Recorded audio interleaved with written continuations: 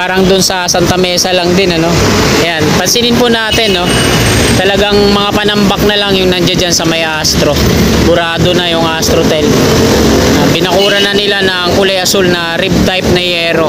Ang nagbakod po dyan ay yung Sumitomo Mitsui. Sila po yung gumagawa dito sa subway. Sinimulan ko to, walang naniniwala sa paligid ko.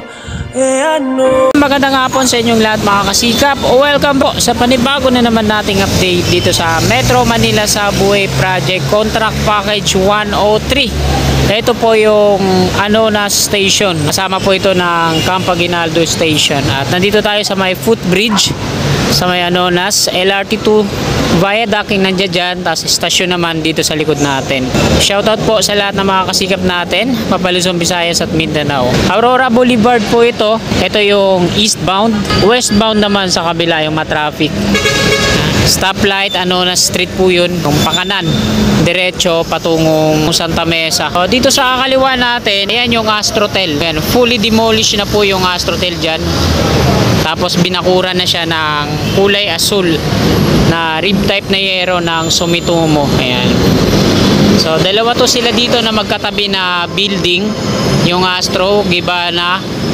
At eto na lang dito sa harapan natin, yung hindi pa na di-demolish. Bali yung loob niya demolish na. Ito na lang yung wall. Napaka basic na lang naman na ito, gibahin pa. Talagang tutuluyan na, no? Yung wall na lang yung buo dito, pero yung loob niya demolish na.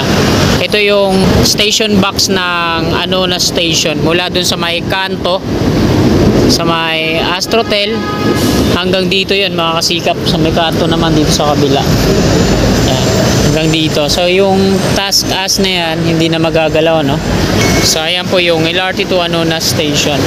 Bali itong footbridge na to, yung location niya is dito pa rin, no? Pagagandahin lang.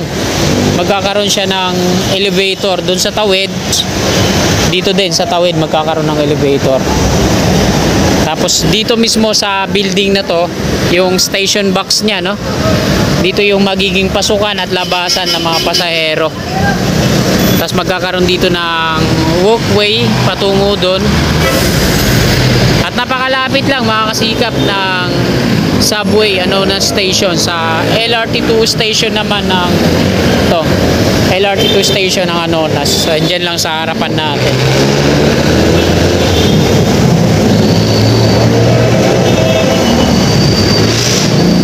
Yung simbahan dito sa kaliwa mukhang hindi na ata gagambala yan, no? Hindi na madidemolish. Ang tatamaan nito mula dito sa may kanto hanggang dun sa likod F. Castillo Street, tapos corner A. Luna, no? Pahaba siya, pa-slide patungo dun. At dyan sa may parking diretso. Yung mga dinadaanan ng sakyan na yan, kung saan patungo yung L300 na yun, no? Doon yung dadaanan nun. Yan. So dito naman tayo mga kasikap, tingnan natin. So ito yung footbridge dito.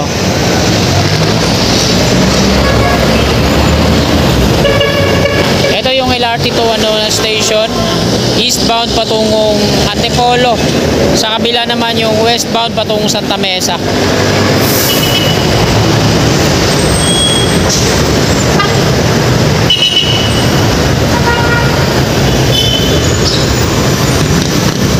Parang dun sa Santa Mesa lang din, ano.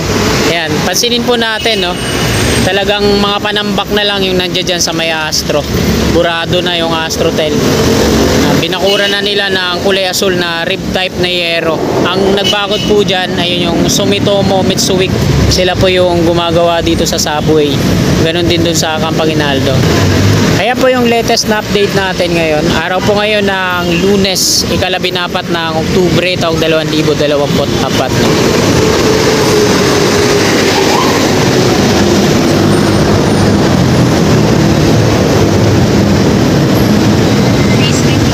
Dami mga basura dito, iniiwan ng mga kababayan natin, mga street dwellers. Ayan, pakita ako ulit.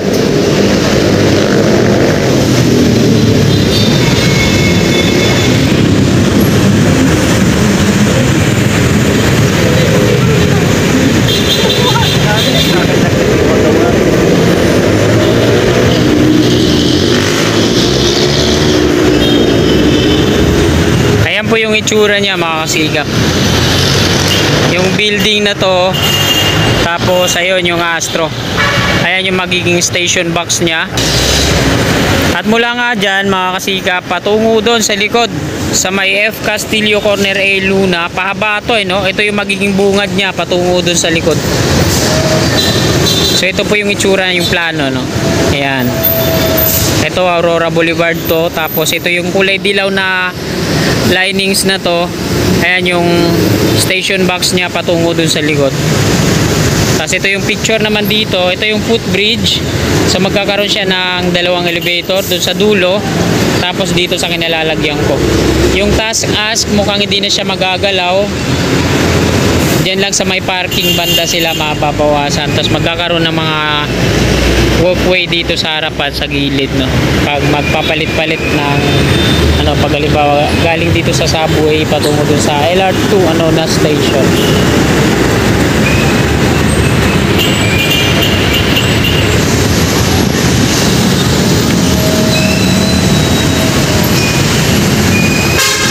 So baba na tayo mga kasikap. Yan. Ang kalat dito, ano? Ito lang yung nakikita kong naitutulong ng mga kababayan natin, mga dwellers, no? Ang magtambak ng mga basura kung saan saan dito sa Metro Manila, no?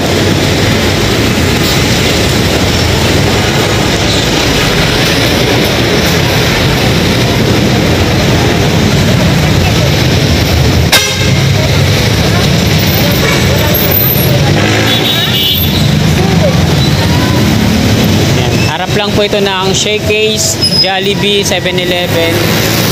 At ayan, no? So hindi na natin i-zoom in, no? Ayan yung dating Astrotel na ngayon ay burado na, iba na. Nasa likod lang pala niya yung WCC. So ayan yung World City Medical Center na. Ayan, no? So at least meron na tayong kuha dito before and after kung ano man yung dito magiging development. Ito yung viaduct ng LRT2, patungo po yan ng Santa Mesa.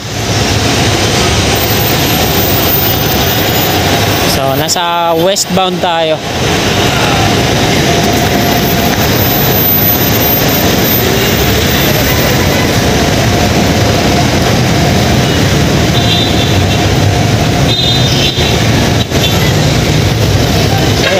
Kunan ulit natin dito.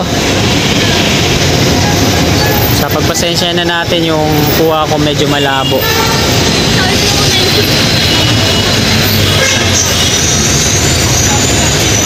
Ayan yung footbridge.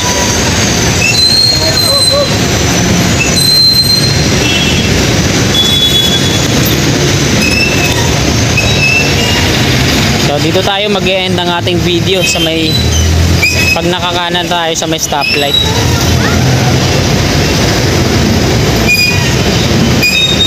So shoutout po sa mga kasikap natin na nagsusubaybay kung ano na yung update dito, no?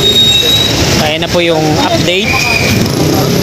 So dun sa may bandang likuran, sa may F Castillo, wala pa, di pa nagdi-demolish. Maliban dito sa yan sa ayan na yan, yung Astrotel.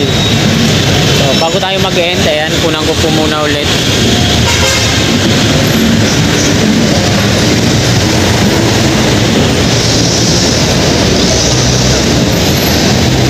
Ito na, nasa street na po ito dito. At nagbabadya na naman ng malakas na pagulan. Ayan, dilim ng langit, So, ayan mga kasikap, hanggang dito na lang po itong video na to. Marami pong salamat sa patuloy na suporta sa aking munting YouTube channel. Sana bago nyo lisanin itong video na to, pakilike na lang po. Sa mga kasikap naman natin na naabot ng video na to, na hindi pa po nakakapag-subscribe at willing po kayo na sumuporta sa akin, i-click lang po natin subscribe dyan sa baba sa gawing kanan. Yung katabi niyang bell, bell po natin para always na updated po lagi tayo sa aking mga bago pang i-upload na mga videos. Maraming salamat, magandang hapon at God bless po sa ating lahat. Sulatan ko lahat ng mga